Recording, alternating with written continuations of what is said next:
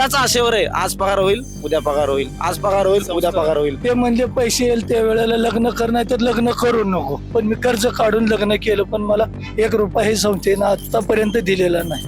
Zero bank balance आहे, zero. इथंच फास घेऊ सर्वजण. आम्हाला आमच्याकडे पर्यायच नाही काय राहिला. फक्त वाऱ्यावर सोडलंय आणि ही माणसं उपासमारीची मारीनं मारायला लागलेली आहे. एवढे निष्ठुर आणि पाषाण हृदय झालेली संस्था आहे. कामगारांचे अजिबात त्यांना दात नाही. ऑक्सफोर्ड ऑफ द ईस्ट म्हणून पुण्याची ओळख आहे. तर शिक्षण व्यवस्थेला हा एक प्रकारचा कलंक आहे असं मला वाटतं.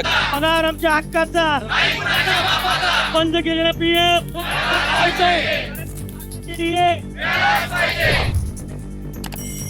आता मी आलो आहे कोंढवाच्या सिंहगड कॅम्पसमध्ये. गेले 15 दिवस नॉन टीचिंग स्टाफ इकडे आंदोलन करतोय. माझी मुलगी आहे, 3 वर्षाच्या मुलीला 23,000 फक्त फी होती, ती मला भरता आली नाही. मी पार्ट टाइम रिक्षा घेतली, संध्याकाळी 12-1 वाजेपर्यंत मी रिक्षा चालवतो. माझा 15 वर्षाचा मुलगा मतिमंद आहे.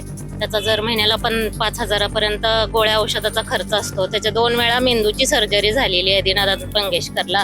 आता लास्टचा चान्स म्हणून आम्ही आंदोलनाला बसलेलो आहे. गेल्या वर्षी माझ्या मुलीला IIT ला ऍडमिशन भेटत होतं, परंतु कॉलेजनं मला वेळेवर पगार न दिल्यामुळे फी भरता आली नाही. त्यामुळे सीट गेलेली आहे IIT ची माझ्या मुलीची. 10 वेळा सरांना ऍप्लिकेशन दिलेलं आहे.